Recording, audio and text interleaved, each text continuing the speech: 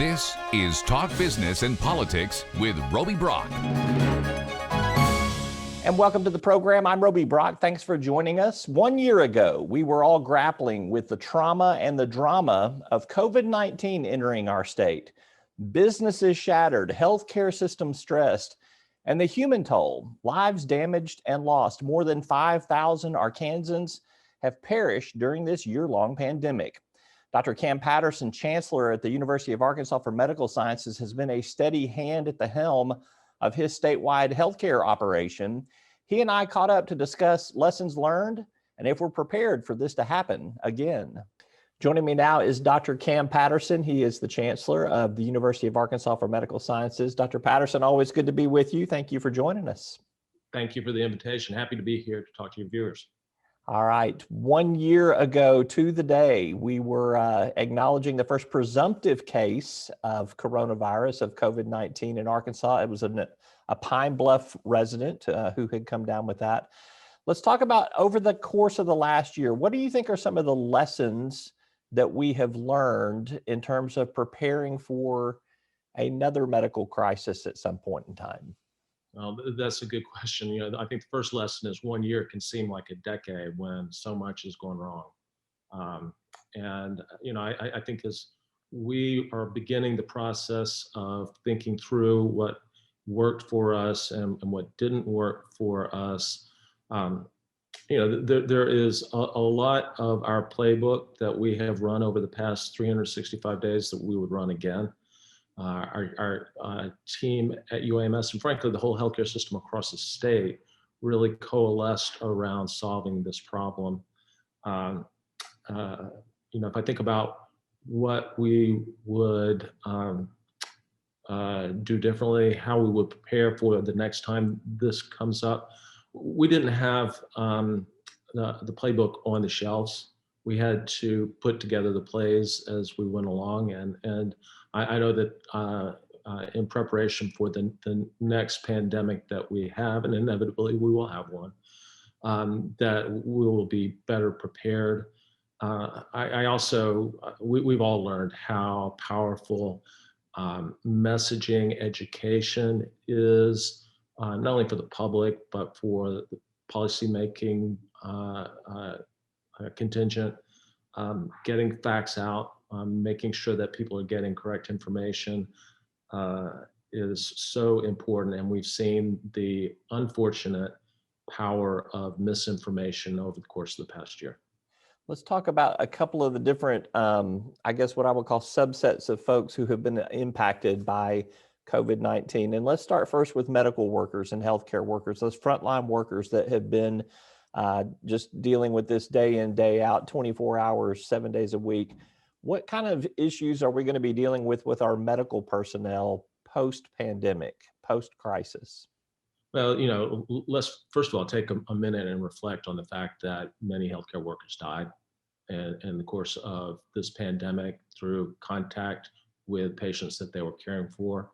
The first part of the answer to that question is there are simply some healthcare workers who are not around because of the work that they did, and we need not forget that.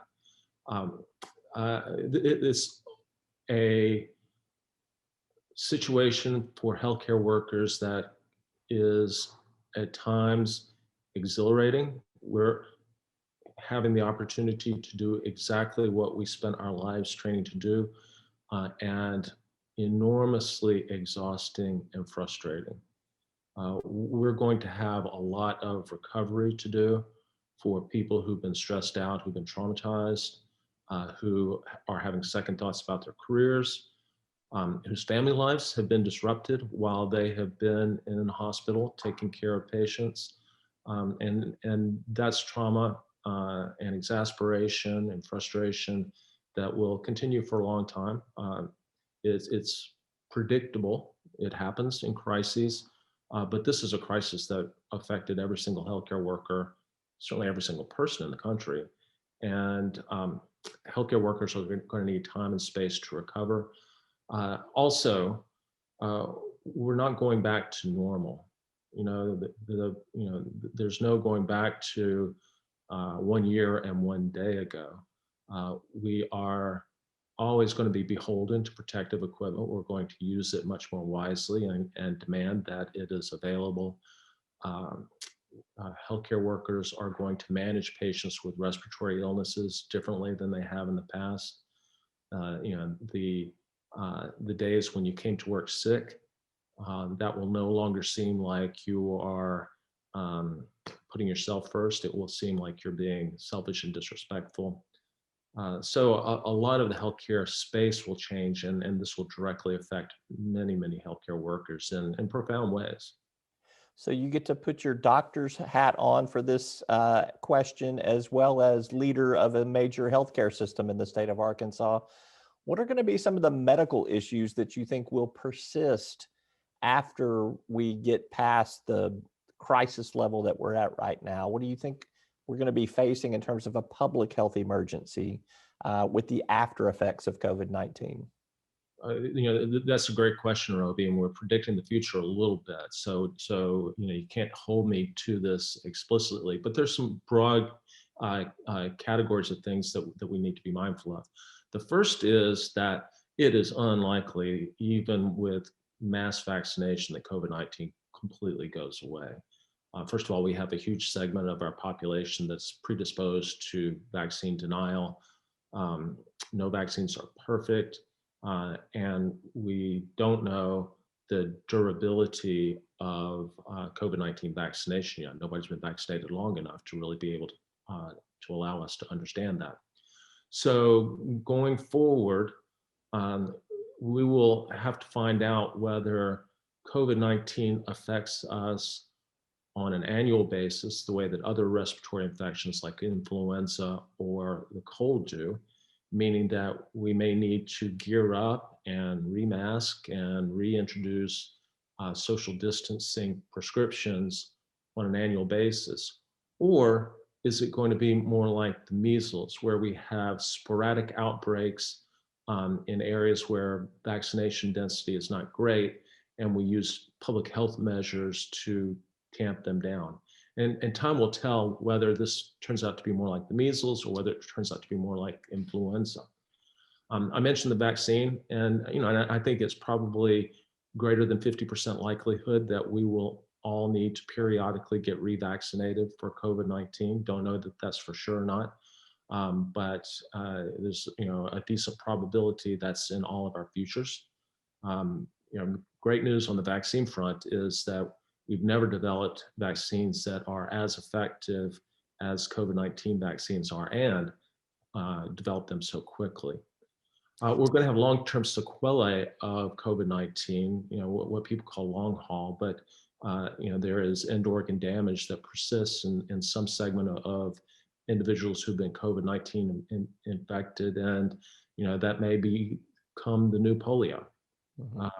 And we will need to learn more about COVID-19 to see what that situation is. So this doesn't go away. This doesn't go away in the healthcare space, and it creates new challenges and opportunities for us to manage this, both from a public health perspective and also from a clinical care perspective. So last question for you here, and it's again touching on vaccines, which you've just spent some time talking about. I sense that we are in a major manufacturing production mode for vaccine right now. We've obviously got multiple vaccines on the market. This is all good news. Is it possible that we get a vaccine oversupply? And if we do, is that a bad thing? No, the companies that are manufacturing these vaccines are designed to provide safe products, but also to make money on these products. And I'm sure that they have thought through that. I'm not worried about too many vaccines or vaccines sitting around unused. I'm far more worried about making sure that everybody who's listening today and everybody that we talk to understands that when it's your turn to get a shot that you roll up your shirt sleeve. I'm ready to turn 65 so I can get in that category, Cam, but I got a long ways to go before that's going to happen. So, but I'm queued up and ready when they tell me it's my time. Well, we will get to you before you turn 65. Thanks. I appreciate that. Dr. Cam Patterson, Chancellor of the University of Arkansas for Medical Sciences, thank you so much for your time. And over the past year, thank you so much for all your insight and your expertise. My pleasure. Thank you for the invitation to being here, and thanks for all your support to the healthcare community.